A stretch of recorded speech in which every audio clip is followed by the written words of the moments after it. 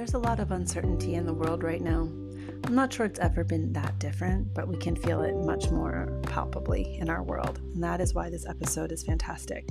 We're going to be talking with Stephanie Smith, CEO and founder of refinedandreadycareers.com. Refinedandreadycareers.com is her website, and it's a career consulting company.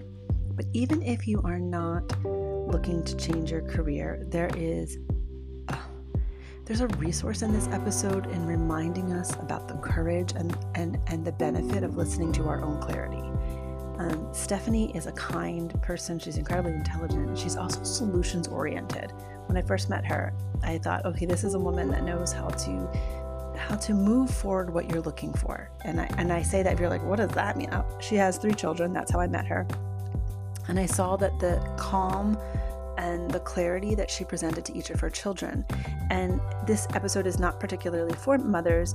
However, when you see somebody out of one context, you can see how it would translate to another. Stephanie was also an accountant, so I know she has a grounded approach.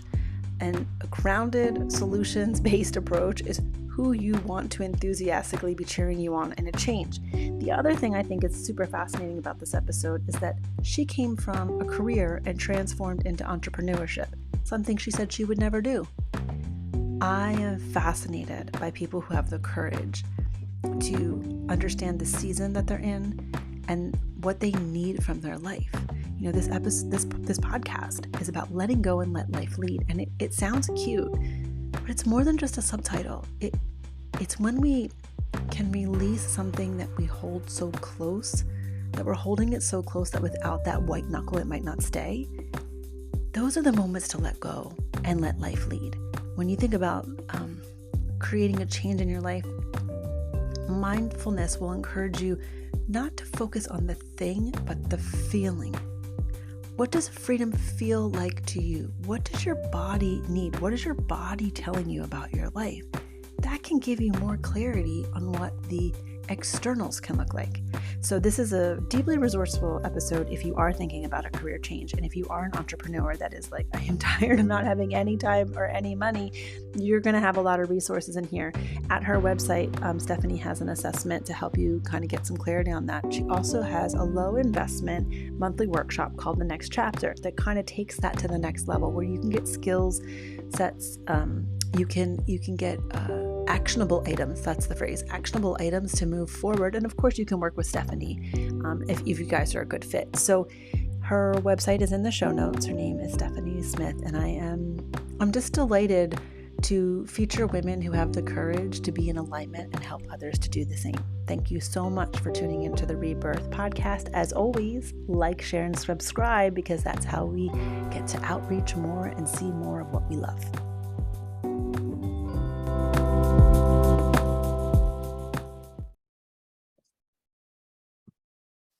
Hi, Stephanie. How are you today? I'm good, Kate. How are you? I'm great. I love that you are on the Rebirth podcast, because I think the topic that we're going to talk about today about, anything is still possible and kind of climbing over our stories about who we are is a hot topic, because you're inverting the popular narrative. So you have a company, you're the CEO and founder of the Refined and Ready Careers. So can you tell us what that means? I love the title, I feel refined and ready. Like, I feel like I need to sit up straight when I'm like, okay, am I refined and ready for this podcast interview? Awesome. Yeah. Thanks for asking. So yeah, I came up with the idea of Refined and Ready for, I think, the exact reason that what you're feeling inside. I want people to feel confident and practiced going into job interviews and when they're looking for a new position. So Refined and Ready is focused on helping people conduct a fantastic job search, a focused job search, so they can go in and knowing exactly what they want and then have the tools to land that position. So resume support, interview support, and really support for every step of the way of that journey, because there's so many questions that come up. There's so many things that happen in a job search, and job searches these days can take months. So they really can't they? They really can. And there's no way of knowing when you go into yours how long it's going to take. But there are plenty of things that you can do to sort of stack the deck for yourself and try to get it to be on that shorter end. So I originally started working with just people from all walks of life. And I've always had a special place in my heart for people that are doing these career pivots and kind of changing things up. Mm. And I have recently started focusing specifically on entrepreneurs because it's something that I think a lot of people get into entrepreneurship and are Mhm. interested in trying something and really excited to go out on their own and give it a try. And sometimes it works out and sometimes it doesn't, or sometimes, life circumstances come up and you find that Right. that steady paycheck really, could be useful right now, or those health benefits. And a lot of times there's a lot of feelings to process when it feels like something didn't work, or it feels like something may have been a failure. And there's a lot to work through there. And then on the more practical side of things, how do you paint that picture of your most recent experience in an employment application, in a job interview, on your resume? How do you frame that? And so we get into all that stuff at These are Refined and great Ready. questions. I mean, they're all panic inducing situations. Like no one's like, "Oh, I'm so stoked that I have to go on an interview today." I mean, you're stoked to get that you are getting an interview, but then until you get the job, it's a lot of emotional turmoil, really, right? Because you're hoping to be seen completely. So let me back you up. I mean, this is fantastic, especially in this time because there's so many people that are either making a leap or being forced to make a leap. And I think, I don't know everyone's story, but it seems that the cultural norm right now is, are you living what you think you're living? If you started entrepreneurship for freedom and the ability to do all this stuff, do you have the freedom? Because I like to say, like on Instagram, everyone's running around, but it's just the camera. You don't actually know if they have the calmness at night, if they're pedaling to stay above water. So I'd like to ask you a little bit about I know you're a mother and you're an entrepreneur, which is interesting because you're helping people. The storyteller in me loves that you said that you would never become an entrepreneur, and now you're an entrepreneur helping people who probably said they would never go back to having a job. And I think that's why you can be the support. I'm just guessing because it gets really hard when this is definitely a projection because hopefully in the middle of my life. Even though I've been very flexible, you get attached to certain things and you kind of have to like do the laundry, chop wood, carry water. So you can't always be recreating yourself, but it can be difficult to know when a recreation is actually staying in alignment with your values or abandoning yourself. So the fact that you've pivoted, I think that's the similarity. Am I right about that? That's the feeling tone. Absolutely. I have definitely uttered the phrase, I will never start my own business. I will never go out on my own. I've said those words. All I want is a paycheck.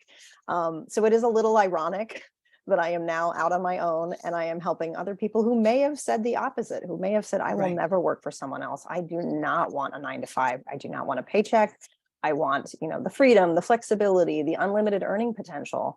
But like you said, we go through life in phases, in chapters, and what worked for one time in life does not necessarily work for the next time in life. Yep. And that's okay. And there are times when, you've run a business for a little while and maybe it's been successful or maybe it hasn't, but for whatever reason, it is now time to try employment on for a little bit, Totally. there Give are us a little bit of background because I know a little bit about your background. Give us a little yeah, bit of background on you as on your work, on your work resume, shall we say? absolutely. Sure. So I have a pretty storied past myself, a pretty strange and winding career journey, I guess you could say, which I suppose is one of the other reasons I have a soft spot in my heart for those who are making a pivot. So I went to college for political science, which is, of course, not the most practical major to have, but it was what I found interesting when I was studying. And Hmm. then I graduated in 2008, which was, not the ideal time to be trying to find a job. Right. So I decided not to. There was a massage therapy program down the road. It was 1 year. And I thought, this is really interesting. It's completely opposite from the liberal arts degree, right? It's Yeah. hands-on. There's a bunch of anatomy classes. I got to do the cadaver labs and really learn the physiology. Cool. And it was great. And it was a lot of fun. And actually, my first business venture was striking out on my own as a massage therapist. That was not very successful, but I did it. And it was, it was fun.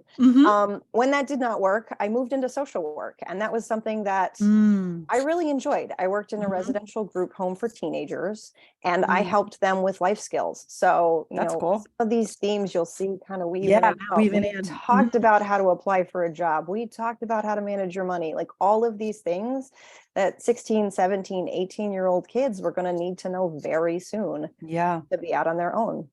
And as much as I enjoyed that position, as much as I enjoyed a lot of the work that I was doing, I did start to get burned out. It's social work that That's a season. Yeah. Especially with that population. Season, yeah. And a short season. And I started saying, I got to do something else, but I'm not qualified for anything. And I think that's another theme that I see a lot with people who are trying to make a pivot. How in the world can I show someone that I'm qualified to do something else? And those were very real questions that I sat with and that a lot of people sit with. Well, you know what I have to say is interesting, and I don't normally say, oh, in another episode, but it seems really up right now. So this season started with a friend of mine that is a coach that helps make people make millions, and she's like, Kate, you don't understand. It doesn't matter how much is coming in. If you don't think you're worthy of what you're doing, you will create that you're still at a deficit. So she's like, I have clients that on the outside, it looks like everything should be great. But then when I look at their books, I'm like, you're not profitable. You're not even paying yourself. And I was like, are you kidding? Like, it's one thing to hear those stories on Instagram. It's something else to talk to somebody that I know is a good person and I trust. And I'm like, Sally, are you serious? And she said, yeah. And she goes, and women especially do not find their worth. And so it's interesting if someone's listening to this and maybe this is finding you while you're driving in your car and you're like, oh my God, am I really going to go? Whatever is the pivot for you. You know what I mean? If you're like, okay, this is my season that my nervous system actually doesn't want to be the accountant, the PR rep, the counselor, like everything, which is an entrepreneur, and you think you're failing at something, and then you realize it's knowing the worth and the season. And I think that's the two ingredients, is the worth and the season. Because if we're both mothers, you don't have to be a mother, but I think what I had the fire to do in my 20s is not even what I want to be doing in my 40s. And so like, I'm happy about knowing that, you know what I mean? But it's, I would imagine that's part of the emotional evaluation, even though I'm sure you don't call it that, but that's what your resume does, right? Is like, how much do you want to be working? How much do you need to be making? Not like this ephemeral thing that's not actually making you happy in your life, right? And it gets back to alignment. I mean, what you're saying with the season, and it just gets back to alignment. And you can't be in alignment in the same way for your entire life. Your life changes. The things that come into your life change. Who you are changes. I'm not the same person I was as a, social worker in my early 20s. I'm just not, for better or worse, I'm a different person. And I think it's like part of who we are. Like I'm kind of beginning to suspect that we're several people in our life, even if we're in connection with ourselves. And we're like, wow, 20-year-old Kate really wanted like some very similar things that I can definitely see thread through. And some things it's like, yeah, that was definitely for her then. And it's not really for, it's like all the memes about like, for sure, used to be out all the time. And now you know all the names of all the birds. You know what I mean? Like you're like excited to see your bird friends. Okay. So let's go back to your story. You realize your season is changing as a social worker. And what do you do? I think this is why you're probably really good at what you do, but what do you do next, Stephanie? So I sat with that for a little while. I had no idea what to do for a while. And the inspiration that came to me, because I'm a big believer in kind of sitting with the inspiration that comes to you. I was near, a local university, and I said, you know what? I think a graduate degree is my way out. I don't know what it is, but isn't that what everybody says? Let me just go to graduate school. Yeah, I did. Yeah. If I'm going to graduate school, there has to be something on the other side. I can't just punt for another 2 years. I did that with massage school. So I literally printed out the list of graduate degree programs and started crossing them out one by one. No way. Yes. I was like, marine biology? Nope, can't do that. Chemistry? Nope, that does not sound like me. And the only thing left standing at the end was accounting. And I thought, well, I don't have a reason not to do it. So let's try it. Yeah. So I took it was a $300 online course from a local community college. And I'm not lying when I say that I fell in love with the language of accounting, like the debits and the credits and the accounting equation and how it all balanced. I could not believe that somebody made such an incredible system. It was amazing. And it was I have to the way pause you here. there. I have to pause you here because one, my brain is like, has a story, which I'm uncoding. I'm not becoming an accountant, but I'm decoding the idea that numbers are scary, right? Because that ties into everything else. You Yes. disassociate, right? But you are now the third person that in my world that I'm like, what is this love affair people start to have with numbers? It's And fun. that's what I hear. I hear It it's really is. fun. It's so fun when you take the emotion out of it. And when you're working with other people's money and doing their taxes for them, there's no emotion. You're just, you're just figuring it Right. out. But it's a language. There's something to it. And I kept going. I said, okay, if I'm going to do this, I'm going to get the master's degree and I'm going to find my way into, a top firm. And And did you?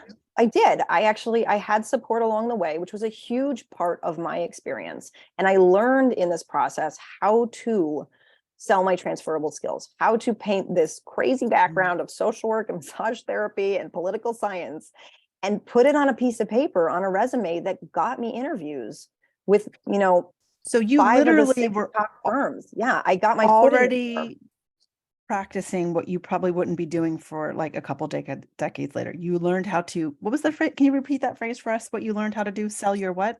So I look at your resume as a marketing tool. It's Mhm. selling your transferable skills. It's explaining who you are and what it is you know and how it is that you can best serve the needs of a future employer. And you have to do that on a piece of paper or else it's on to the next person. They're going through that pile, just looking for a reason to roll people out because they need a handful of interviews. They're not interviewing everyone. And then when you write it well, when you write it effectively, you can actually use that piece of paper to guide the interview for them to ask the questions that you want them to ask. You have your responses, sort of just kind of in the queue in your back of your mind, your little reference points. And I think the resume is such a powerful document. And perhaps this is the same vein of the nerdiness of thinking accounting is incredible, but I love resumes. I think they're super fun. I think it's just such a wonderful way to tell your story in a way that can get you a meaningful outcome, like a new job.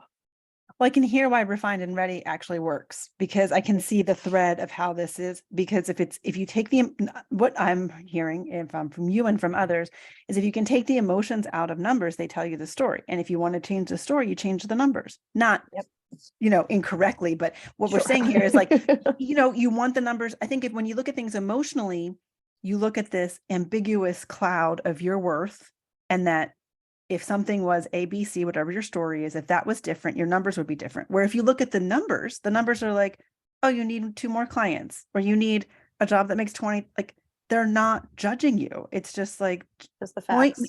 point me in the way you want the new story to go. And that's a beautiful way that, and looking at your transferable skills is a beautiful way to start to make friends with your resume. Like somebody has to make friends with their P&L, right? Yes. That's a great analogy. Yes. That's really fascinating. So you were doing you had a full career in this. Yeah, this wasn't like a Yes. 2-year thing. Oh, no, For the listener to hear. No, Yeah. absolutely. I took a job with one of the big 4 accounting firms. I had 10 years there, and it was a lot of fun. I learned a lot. I worked with some incredible people. It was a wonderful place to spend a decade. So why did you leave them? Because if the listeners listening, they want to know why your season changed. So why did you absolutely. leave? So my season changed with motherhood. I by what standards in public accounting would be, I started my career late. Most people start immediately out of undergrad, and I had a few years in another position and then graduate school. So I started a little bit late, and then realized I'd like to start a family, and so I had my oldest a little over 7 years ago, and I have 3 kids, and every step along the way, I kind of made adjustments to my career, and I went to a reduced schedule, a flex schedule. I had different working arrangements, different teams that I was on, and it was going really well until kid number 3 and the pandemic. And a lot of people just go childcare situation. Everything upended. It was upended, and I made it through most of that. And then, kind of the straw that broke the camel's back was my partner took a position that was going to require a lot more of him, and therefore a lot more of me and our family. And the only thing I ever really wanted, because no one stays at a job forever. No matter how much you love a job, you will not stay there forever. And all I ever wanted when I was going to leave the firm was to have complete clarity that this was the end. I didn't want to sit there and say, should I have stayed longer? Oh, I could have made it another whatever. Like I love these aspects of it, and now I'm sad. There was definitely a sense of mourning, at the end of that career. But I had complete and utter clarity that this was the time to do something new. With respect to your, how do I put this? It's not so much I need the personal, but you just hit onto something that this podcast was founded on, was the feeling tone of certainty. Because another word for that is intuition.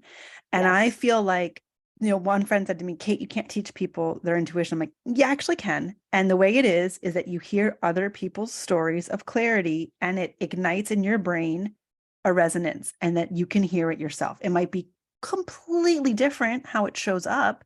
But I believe if you keep hearing those stories, it will train you or inspire you to trust it in yourself. So could you tell us a little bit about how you knew or felt? I'm guessing just from your language, there was a felt sense of like, sure. You're done. And then it's not without grief. I love that you said that something can be right and still need to be mourned. They're not exclusive.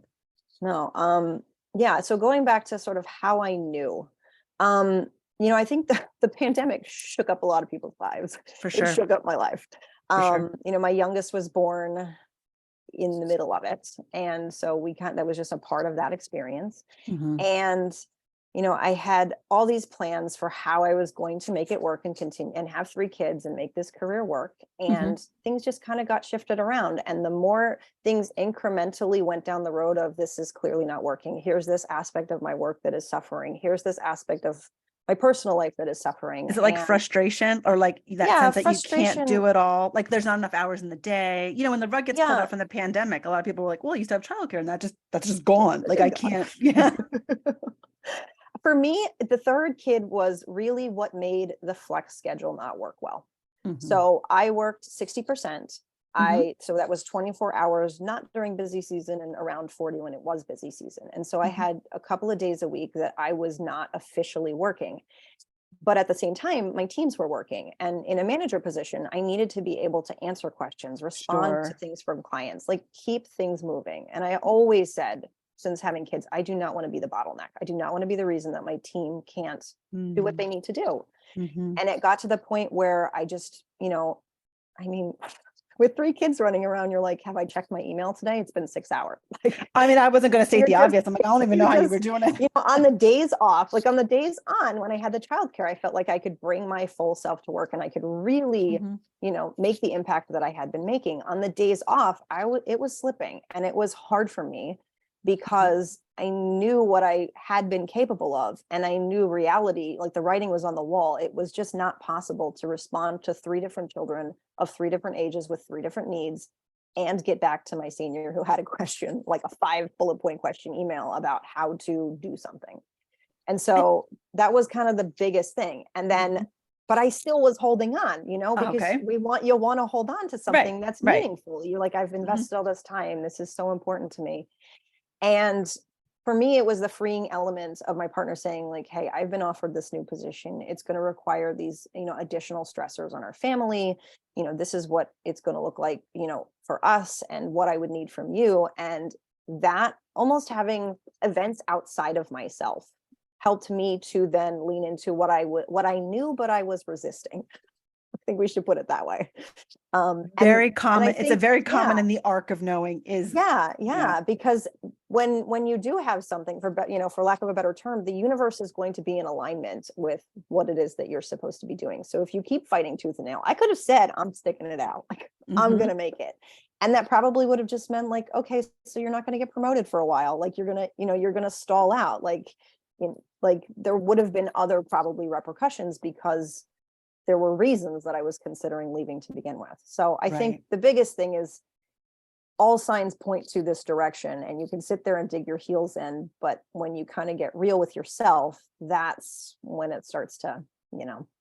I love this story because I think it's relatable, whether you're looking for a job or not. It's like partnership, motherhood, not having motherhood, elder care. There's just so many. If once you start to be honest about seasons and changing, and not like, oh, it changed. And the the voice goes down. It's like, it doesn't have to go down. It's, oh, it changed.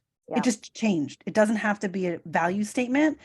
And I think that's something that the more we talk about it, the more we can remind people that we're human and it's supposed to change, you know? supposed to change. What do they say? The Supposed only to change. constant is change. Change is the only. Totally. So I can also, I want to get to the point where also ask about how this was the thing that you decided to do, but I'm also hearing that, part of the work that you do, you say that like you get people to believe that anything is possible again. And that's sort of the hardest. That's sometimes I'll say that about myself. I won't even make it. We dig in because we're like, is anything still possible? Like I can't see. And we all are going to go through points in life where part of the test, if you want to call it that, which I do because I was an educator, so I don't see that as a charged word. It's just like every so often there's a muscle test. Like, are you participating? It's like you have to believe and you're asked to walk where you can't see. It's just It's part of true. it. And it's not fun. I'm not going to say and for me, that was harder. I don't think this is everyone's thing. For me, that was harder when I was responsible for another human, because if I failed alone, I've bounced back from that. I know how to work really hard. So it might be another human for you, or it might be debt. It might be a home. It might be, there's things that then double down and make the test a little harder to believe that anything is still possible. And So yeah, I yeah. mean, I would say, I think, and this is where, I feel like someone like myself or someone in a similar role, it doesn't necessarily have to be, a transitional career coach that you hire. Maybe it's someone, for me, when I was moving to accounting, it was my dad. My dad had been a CPA and had a corporate career, and he understood the recruiting cycle of the accounting firms and what you needed to be successful at an accounting firm. And if had left to my own devices, I would not things would not have gone the way they did. But to have somebody else who can see outside of your world, because we make our world so small. We think to Mhm. ourselves, okay, I've always earned $50,000 or less. My skill set, my value is 50,000 max. And Mhm. like, you wouldn't even consider something at 100,000 because that's big and scary and it's twice what you're worth, which is Mhm. not true. Right. Companies pay for people to solve problems. We all have unique backgrounds and skill sets of navigating life and previous positions and previous experiences that make us qualified to solve problems and contribute and add value. And who are you to say what that is worth to a company? If they say it's worth a certain amount of money, now by all means, if you think it's worth more, push back. But if you think it's worth less, like, let's take it at face value. This is what it means to them. This is what it's worth to them. And if you can do it, why shouldn't you be the person who's considered? So I think a Well lot of it said. is getting past, our own story, our own experiences, lived experiences, and an external person can help you see that in a way that is so hard, just in your own head. I think that's really important. It's part of the arc of change is to have a mentorship, or because you need, like, where there is more than one gathered, you need to potentize the new vision. It's very hard to slay those dragons just on your own. True. It's so true. Okay, so now I'm even more intrigued. So you decide to leave, you listen Yes. to yourself. How is this, how is Refined and Ready Careers? What comes next? Yeah. So I think I told you, ever since I learned how to do this, it's something that I've enjoyed. I've always enjoyed writing. I've always enjoyed helping people see, you know, the best of themselves. And so even during the time that I was with the firm, anytime a friend was looking for a new job or was writing a resume, they'd send it my way. They'd say, "Hey, can you Mhm, look at this?" Or mhm. I had a friend who was trying to negotiate the terms of leaving a company and sort of what kind of package she was going to get. And we, spent some time talking about how to have that conversation and how to phrase things and where to give and take and stuff. And that went well for her. So it's something that I've done in my spare time just for fun. And somewhere in there, Mhm. uh, a friend, who a friend who had hired someone to help with the resume and just Here asked we me, go. yeah, Mhm. just asked me, like, look over this. I got to get back to this person with, my thoughts, because if I don't in the next day or so, it's considered finalized. And so, and I don't know that I'm comfortable with what I have, but I don't know what to do with it.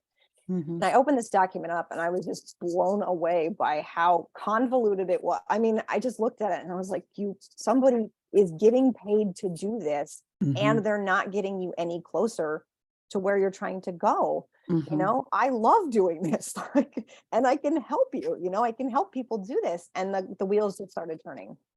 I love And these stories. Yeah. yeah, I mean, from there on, it was, my primary role was like, okay, I've got these 3 kids, and this is, I'm here supporting my family. But Mhm. I mean, I cram this stuff in wherever I can, because it's so much fun.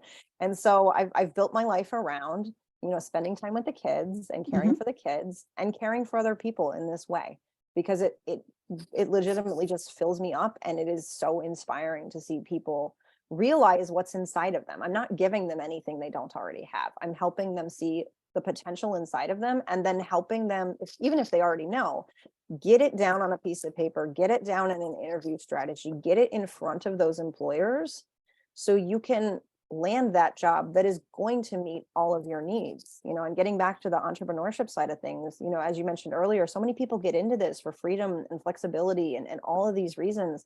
And then they find themselves, burning the midnight oil and not necessarily having a lot to show for it. Um, Frazzled, drained, and without money. yeah, and Mhm. there are so many positions out there with so much PTO, like so much flexibility, work arrangements.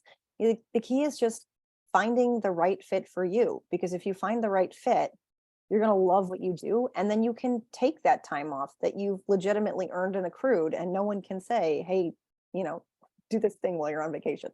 Like, you can have that vacation. So, you know, I just think there's a lot there, and it's really enjoyable and it's really fun, and I love the work that I do. How do you tell so I know so I should just remind people if they're already interested that it's refinedandreadycareers.com, and I'll link that in the show notes. Awesome.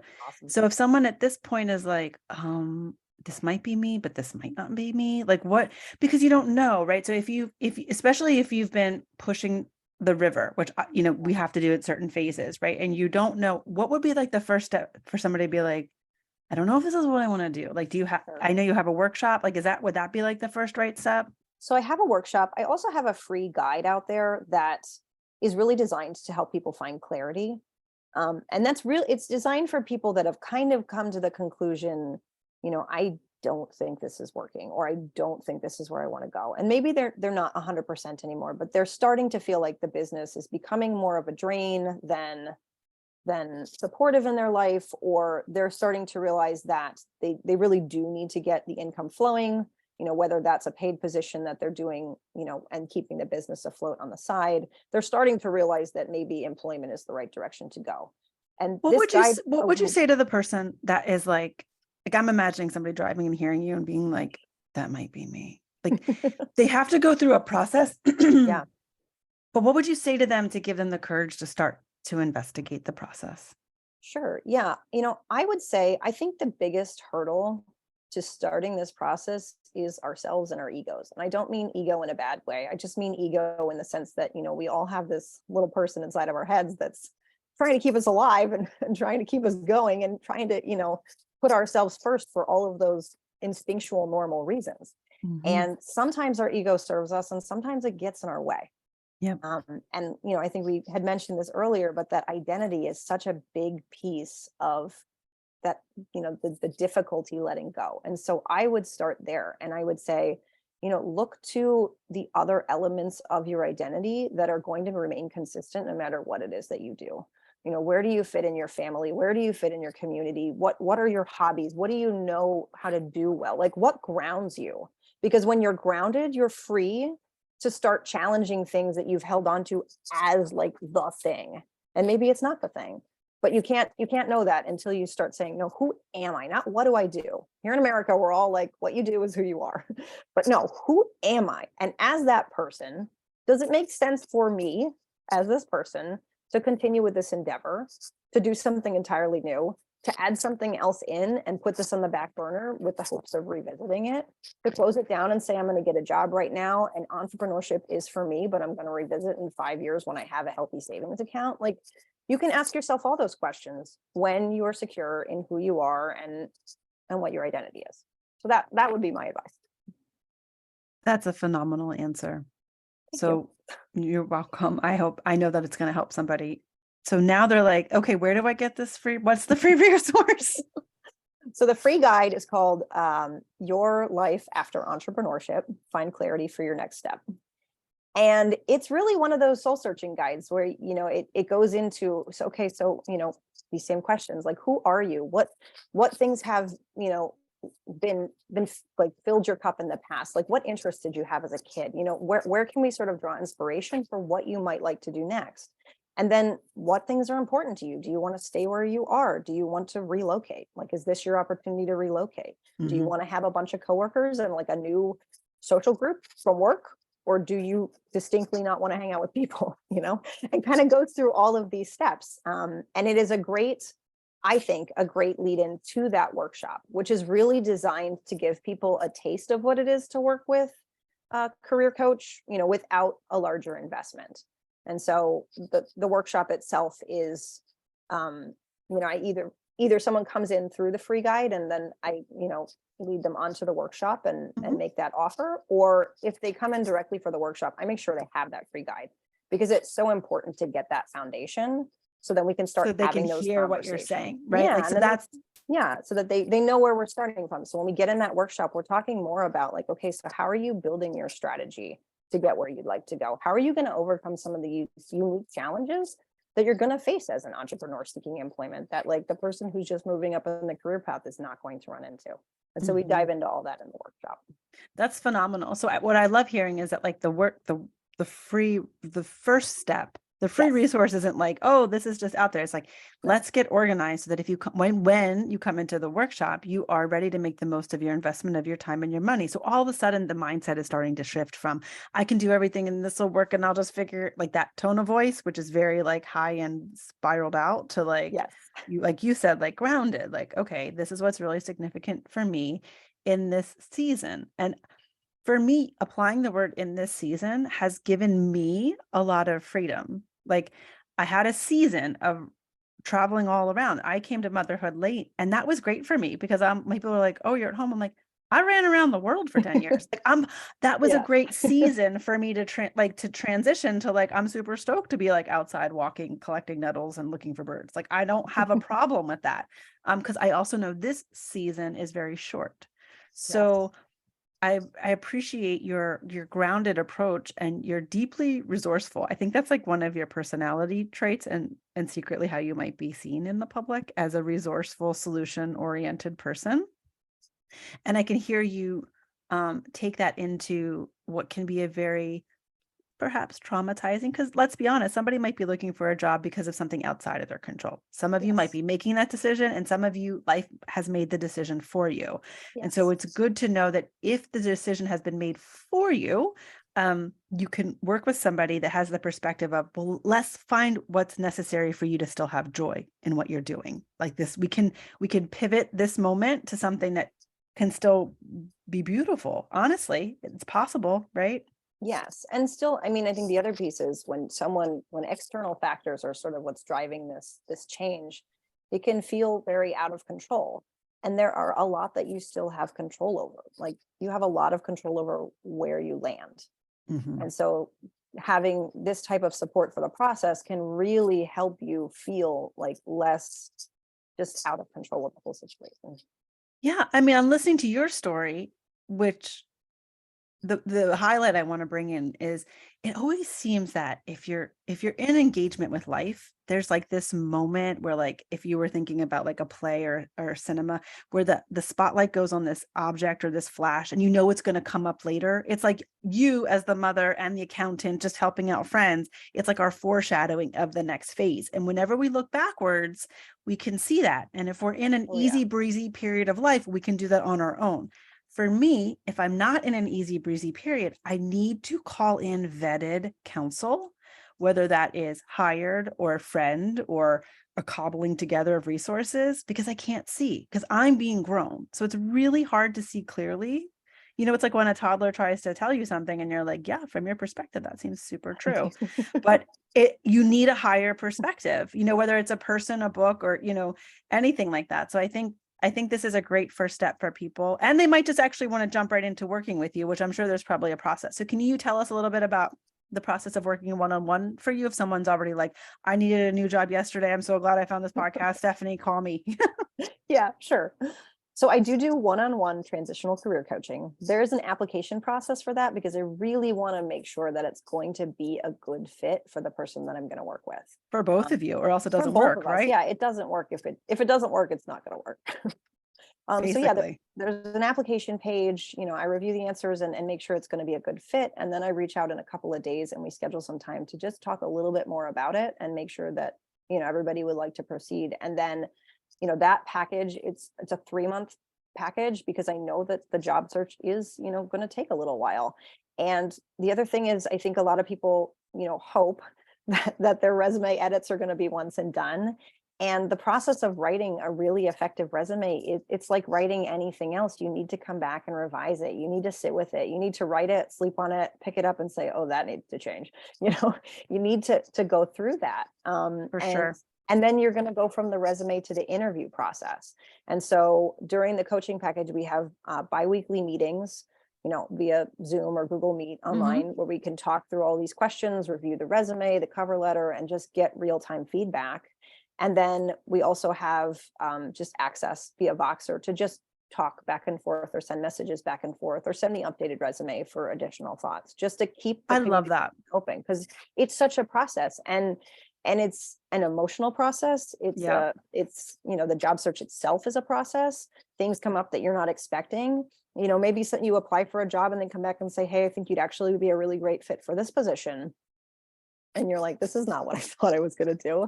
Let's talk Totally. through what that is. Is this still in alignment with what I want? Is this going to get me closer to where I'm trying to be? And so to just have those open lines of communication, that's my goal with the coaching, is to be available for people during this major transition in their life.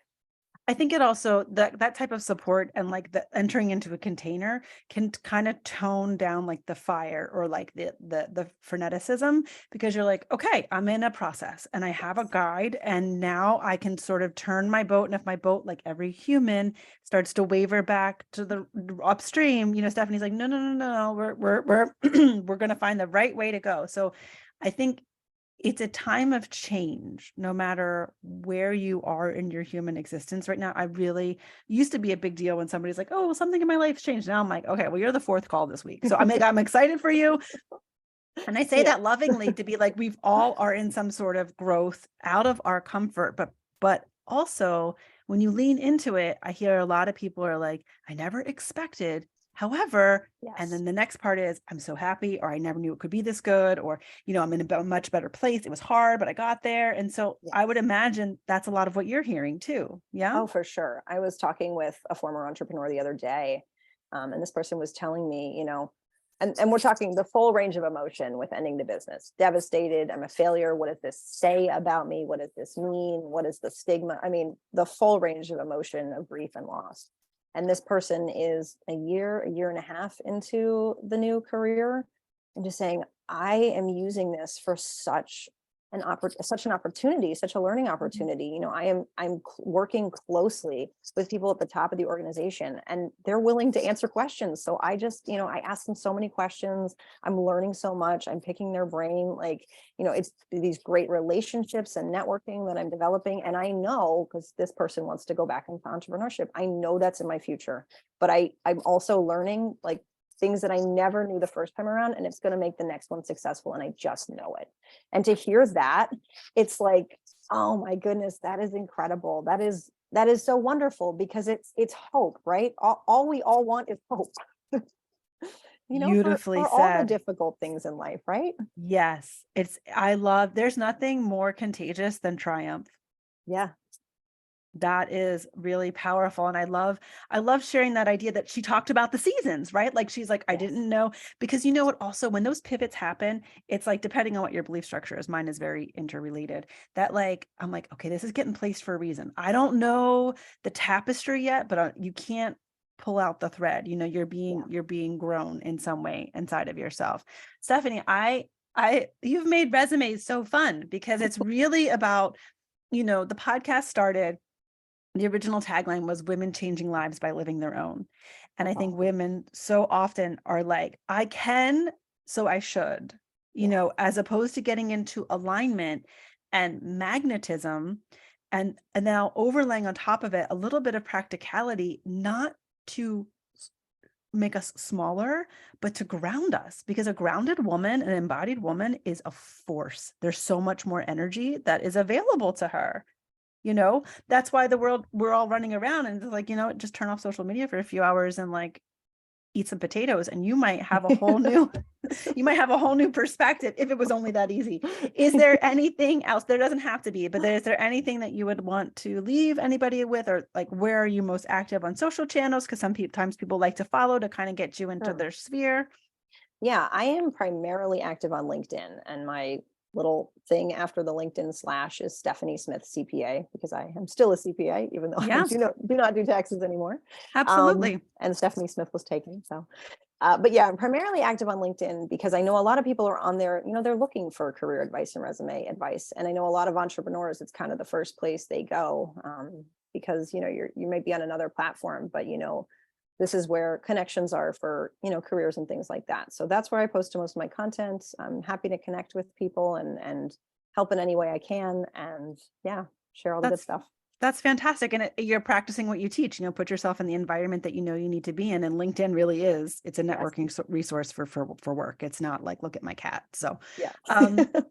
Thank you so much for taking the time to share your story on this. And I appreciate having you here. And I look forward to hearing more stories about you getting people into the right place at the right time. Awesome. Thanks for having me, Kate. Thank you.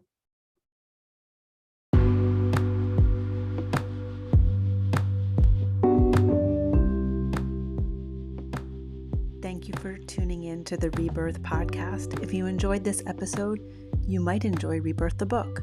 It's all about real life stories, what happens when you let go and let life lead. You can order it at your local bookstore or purchase it on Amazon today.